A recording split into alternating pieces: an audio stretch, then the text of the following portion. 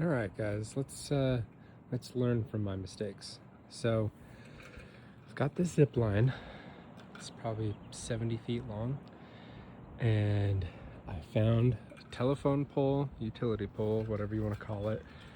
That guy was selling for $100, so I got it, cut it in half, and you can see I'm right up against the fence here, so I couldn't do like what they call a guide post, where you have like wires connected up here that go on either side and then have them buried in, you know?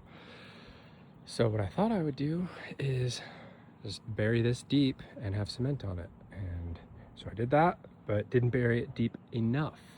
And so it was just lifting out. And that guy over there was fine. I buried it pretty deep. I did 3 feet deep. The post is stupid heavy, and I did 2 or 3 bags of concrete, so that one was pretty good. So then I thought, oh, I'll just put a post in front here, and then I cut out a notch that you can see there and put it in there. And what was happening then was that was just like pulling this up out of the ground. So I dug on either side and put some rebar and drilled holes into the existing cement, and then put some rebar into it, and then poured concrete on either side, and then put rocks on top. And then that made that work, but then that started pulling over this way. So then I had to put a post against that side too.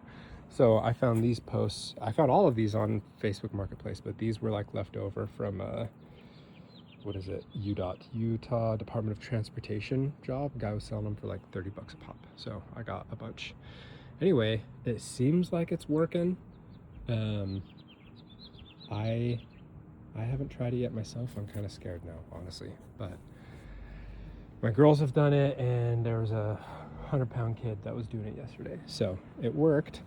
To tighten it though, it came with a turnbuckle, but that was not enough to get it. And even with like friends helping to pull this in and then me cranking it down, it still wasn't enough. So what I ended up doing was getting a come along, and you can see I have the wire still on it. So what I did was I got another wire and then pinched this wire on somewhere up here, and then used the come along to pull it up. You know, I had the other end right there, pulled it taut, and then tightened it down right there, and then took off that wire and then put the other thing there.